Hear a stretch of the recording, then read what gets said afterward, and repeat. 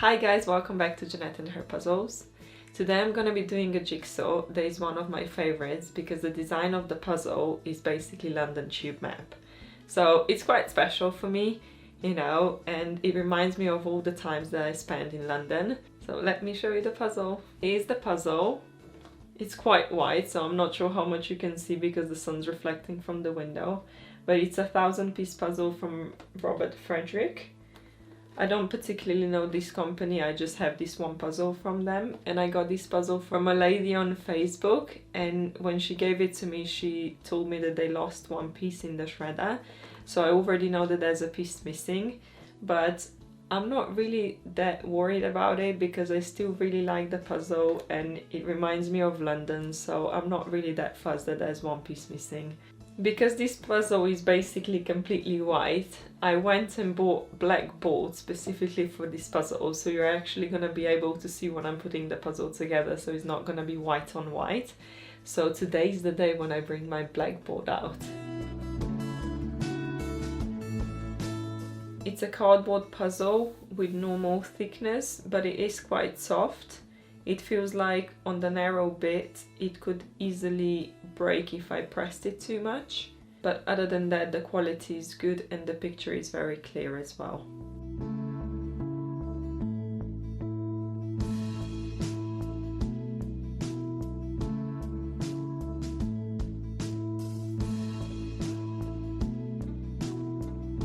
Okay, so the sorting is complete.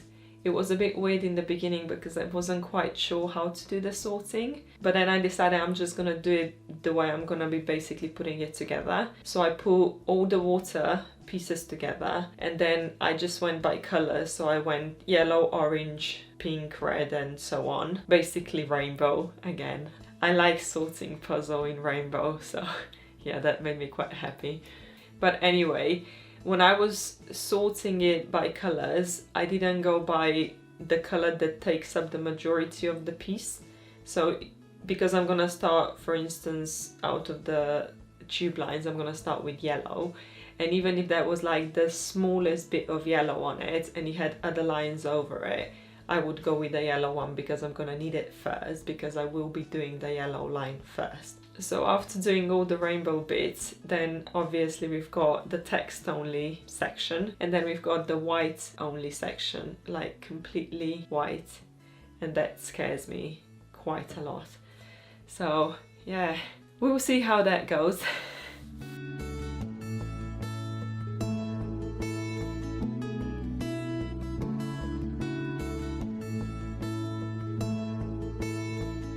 I just completed the frame. I'm sorry I couldn't show you the time lapse, but my phone went all weird again. So after having the earthquake moment, it just decided to stop recording. So here's the frame. It's slightly bigger than a normal 1,000-piece puzzle, or I don't know, maybe it's just my illusion from white puzzle on a black board. But to me it seems like all of the sorted pieces look a bit cramped on the board, so I decided I'm just gonna remove the white pieces and take them off the board to free up some space.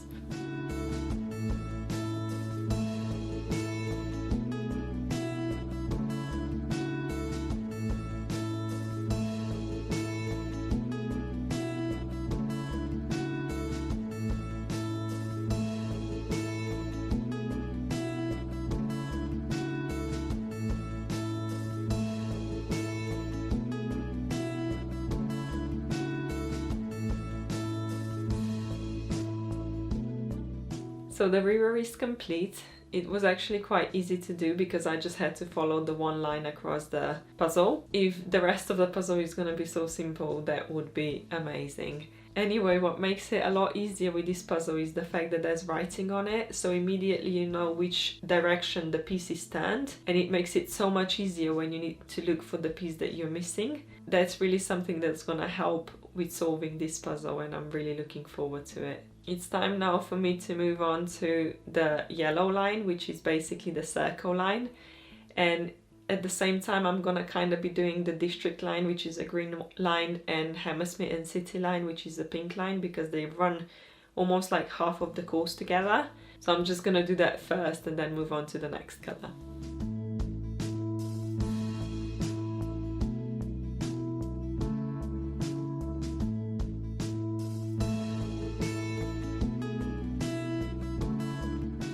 This is moving actually really quickly now and I'm really excited about that. But basically the yellow / circle line is now complete, and I started to actually go through the overground, which is the orange line, and I think it's best to leave that for later because there's so much of it.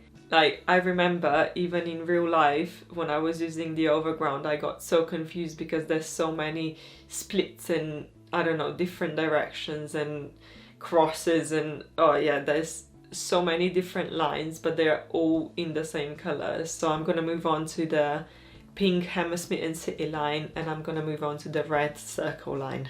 No, not circle, we just had the circle line. Red central line.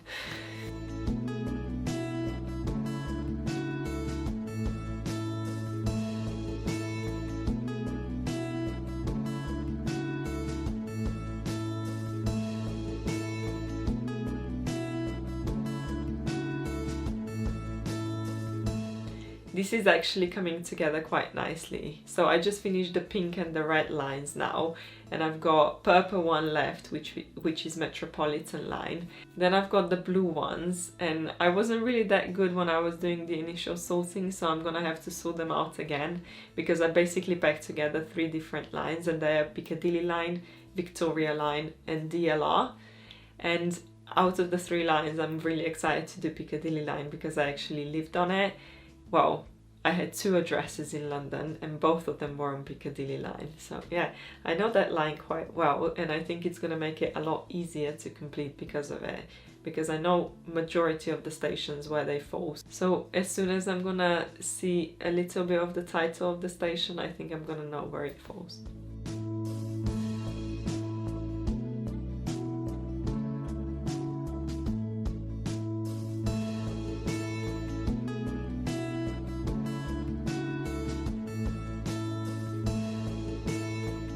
So I just sorted the blue ones, and like I mentioned before, I'm really excited to do the Piccadilly line because I know it well. But then I've got the Victoria line that I never really liked in real life, and I don't know if that's because I always had the impression that every time I would go to Victoria line, the stations were massive. Like, I just remember being tired going home after work, and I would just have to walk so long.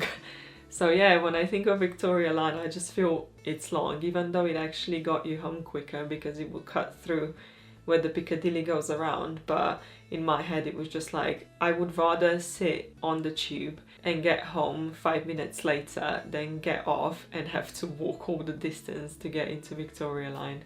And then we've got the DLR, which is basically a complete stranger to me. I think I've used it twice, like maybe 3 times in total, but it's on that side of London that like I never would go to. So, you know, where all the offices are and the docks and stuff. So yeah, I just didn't really have a lot to do in that area, so I didn't go that often.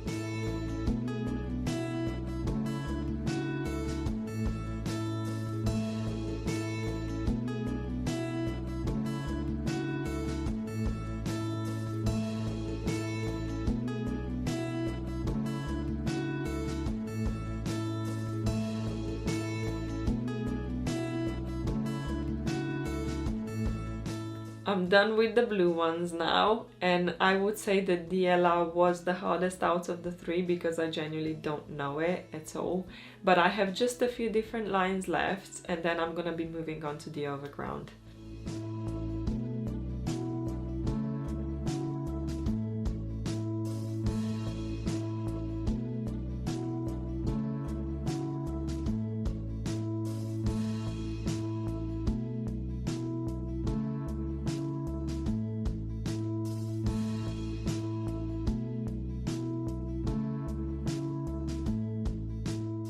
Okay, so I can happily say that basically the tube map is done. Well, the lines are done anyway.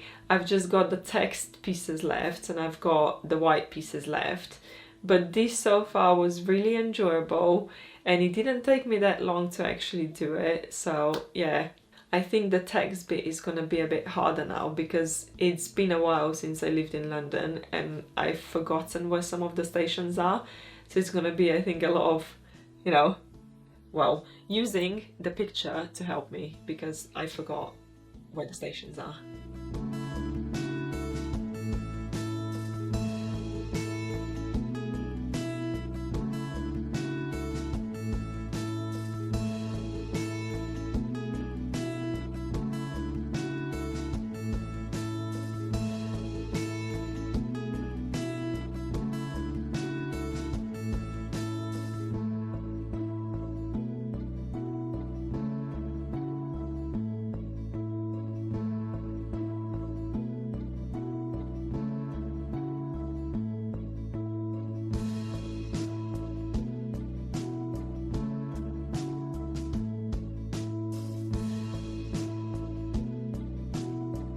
Okay, so I'm done with the text, and so far I must say that the puzzle was really enjoyable to do. But what I've got left now are basically plain blank white pieces, and believe it or not, they're basically all the same shape. So I'm in for a treat for sure. So when I was sorting the puzzles, I think I managed to figure out which ones go vertically and which ones go horizontally, which should definitely help when putting the puzzle together.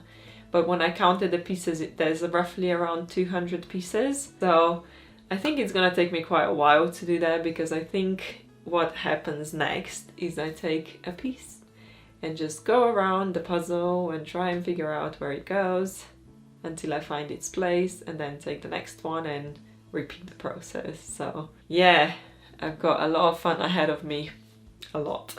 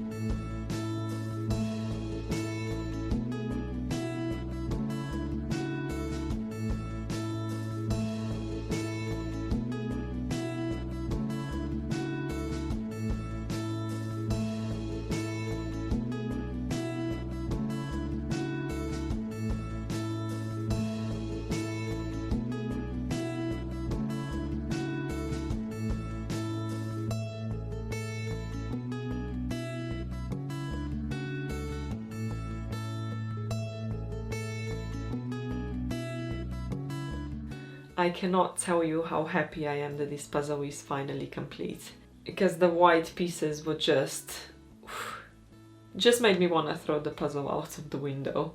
But anyway, I managed to finish it and I'm really happy about that.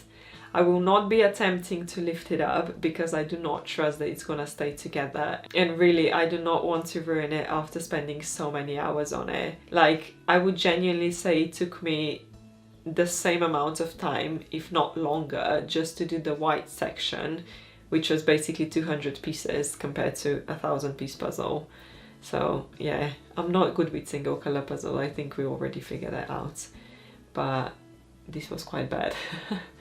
Anyway, I don't know if you want to know, but I still want to show you where I used to live. In this little section here, that's Crouch End. It's not on the map, but Turnpike Lane station was basically the closest thing to where I used to live, so it was my nearest station. I would use it all the time, and that's in Zone 3 in London.